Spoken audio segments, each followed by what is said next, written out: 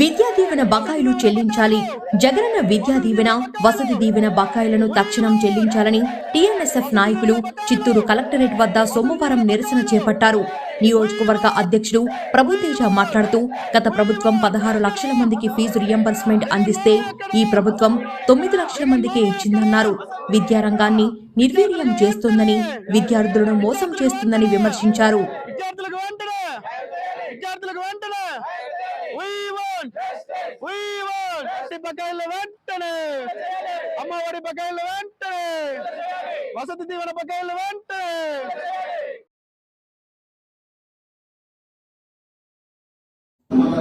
ప్రజల సమస్యలకు పరిష్కార వేదికగా స్పందన కార్యక్రమం. స్పందన ఫిర్యాదుల పరిష్కారంలో అలసత్వం చేయకండి. జిల్లా ఎస్పీ. సోమవారం జరిగిన స్పందన కార్యక్రమంలో 31 ఫిర్యాదులను స్వీకరించిన additional SP admin L Sudhakar మరియు SCB additional SP Srilakshmi. Chittoor జిల్లా ఎస్పీ వై రిషాంత్ రెడ్డి ఆదేశానుసారం స్పందన కార్యక్రమానికి వచ్చిన ఫిర్యాదులన్నింటిపై చట్ట ప్రకారం విచారణ జరిపి నిర్దేశించిన గడువులోగా ఫిర్యాదుదారుల సమస్యలను త్వరితగతిన పరిష్కరించాలని సంబంధిత పోలీసు అధికారులను జిల్లా అడిషనల్ ఎస్పీ ఆదేశించారు. సోమవారం జిల్లా ఏఆర్ పోలీస్ కార్యాలయంలో స్పందన కార్యక్రమం నిర్వహించి ప్రజల నుండి 31 ఫిర్యాదులను స్వీకరించారు. జిల్లా నలుమూలాల నుంచి వచ్చిన ప్రజలు నేరుగా additional SP admin Shri L Sudhakar గారిని మరియు ఎస్సీపీ అడిషనల్ ఎస్పీ శ్రీలక్ష్మిని కలిసి తమ సమస్యలను విన్నవించుకున్నారు.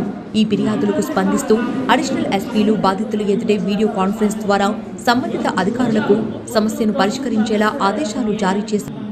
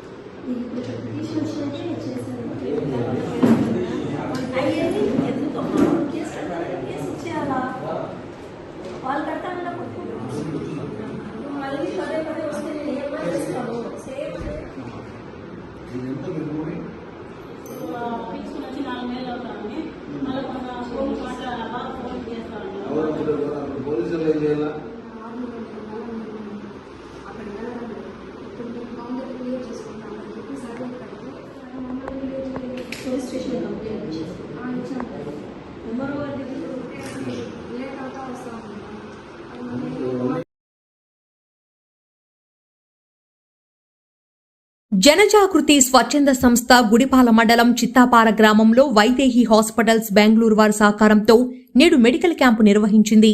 జనజాగృతి సంస్థ కార్యదర్శి చిట్టిబాబు కొల్ల మాట్లాడుతూ, సామాజిక సేవా కార్యక్రమాలలో భాగంగా మండలంలోని మారుమూల ప్రాంతమైన చిత్తాపారలో ఉచిత వైద్య శిబిరం ఏర్పాటు చేశాం. సుమారు 200 మంది వైద్య శిబిరానికి హాజరయ్యారు. వైదేహి హాస్పిటల్స్ నుండి 10 మంది డాక్టర్లు విచ్చేశారు. ఉచితంగా ప్రాథమిక మందులు ఇవ్వడం జరిగింది. ప్రధాని నరేంద్ర మోదీ గారి ఆశయాల మేరకు ఆరోగ్య భారత్ను నిర్మించడంలో జనజాగృతి సంస్థ తన వంతు బాధ్యతగా గుడిపాల మండలంలో ఈ మెడికల్ క్యాంపును ఏర్పాటు చేయడమైనది. కేంద్ర ప్రభుత్వం అమలు పరుస్తున్న ఆయుష్మాన్ భారత్ పథకం గురించి ప్రజలకు వివరించడం జరిగింది. ఈ కార్యక్రమంలో వైదేహి సమన్వయకర్త లోకేష్, బీజేపీ నాయకులు సోమనాథ్ గౌడ్, రామభద్ర, నాటం పెరుమాల్, సాయి ప్రతాప్, దేవా, ప్రకాష్ రంజిత్, సర్పంచ్ రవి తదితరులు పాల్గొన్నారు.